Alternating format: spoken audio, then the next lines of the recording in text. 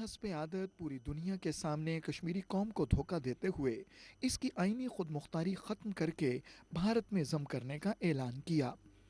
5 अगस्त 2019 के भारतीय फैसले ने दुनिया पर साबित कर दिया कि यह नस्ल परस्त तोसी पसंदाना सोच का हामिल झूठा मुल्क है। हुर्रियत पसंद कश्मीरी कौम तो भारत से शदीद नफरत करती है, लेकिन वो भारत नवाज जो अपनी सियासी मजबूरियों या ज़ाती वजूहात की बिना पर भारत के हामी हैं, वो भी भारत पर यकीन करने को तैयार नहीं हैं।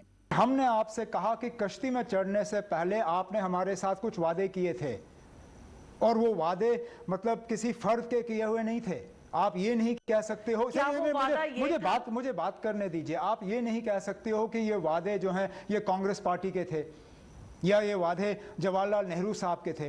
ये वादे मुल्क हिंदुस्तान ने जम्मू कश्मीर के लोगों के साथ किए, और उन वादों पे ये मुल्क पीछे हटा। उस पर हमें नाराजगी नहीं होनी चाहिए। अगर आपने उस वक्त हमें कहा होता कि ये वादे जो हैं ये 70 साल के लिए होंगे या ये 80 साल के लिए होंगे, ठीक है, फिर हम अपनी जगह ये तैयारी करते कि 80 साल के बाद ये निज़ाम बदल जाएगा।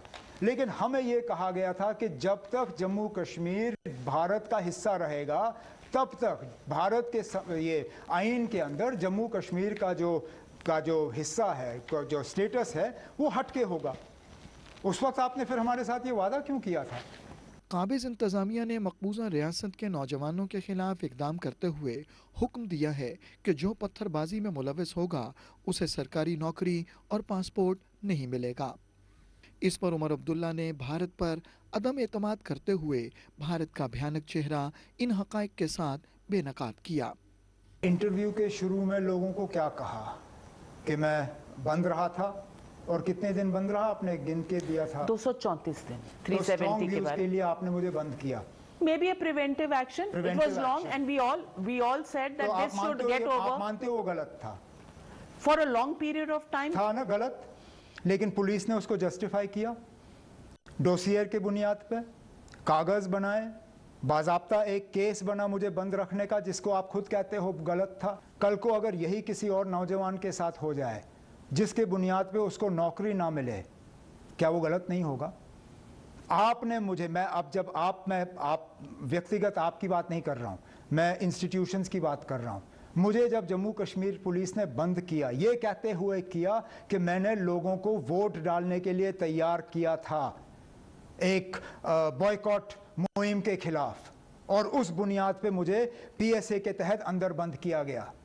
जो बहाना बनाकर भारतीय हुकूमत ने 2019 में तोसी पसंदाना इक़दामात उठाए और काबिज इंतज़ामिया नाम नेहाद तरक्की का दावा करते हुए कश्मीर के बारे में जो गलत दावे करती हैं, इन्हें बेनकाब करते हुए उमर अब्दुल्ला कहते हैं कि भारतीय हुकूमत के तमाम दावे झूठे और बेबुनियाद हैं और ये तमाम मंसूबे उनकी हुकूमतों के दौर में शुरू किए गए।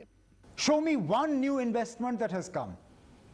Show me one positive development that has come. Everything that is being inaugurated right now, from roads to tunnels to powerhouses to hospitals to schools to colleges to universities, were all given in the previous government. Ghulam Nabi Azad as health minister gave the medical colleges. Dr. Manmohan Singh gave the central universities. Dr. Manmohan Singh gave the 4-lane highway between Jammu and Srinagar. The tunnel in Banihal, the tunnel in Nashri was started when Dr. Manmohan Singh was Prime Minister.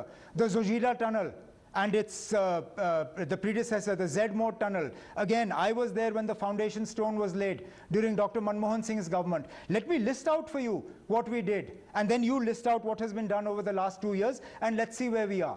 ये interview ना सिर्फ Sheikh Abdullah family बल्कि उन तमाम भारत नवाज सियासतदानों के नज़रियात की अक्कासी करता है जो कायद आज़म रहमतुल्लाह अलैह के दो कौमी नज़रिए को बुनियाद परस्ती समझते हुए नेहरू और सरदार पटेल के झांसे में आए। कश्मीरी हुर्रियत पसंद कौम तो 1947 से ही काबिज भारतीय हुकूमत के खिलाफ जद्दोजहद कर रही है, लेकिन अब भारत नवाज भी भारतीय धोखेबाजी और झूठ से तंग आकर बतदरीज अपनी बेजारी और नफरत का इजहार कर रहे हैं।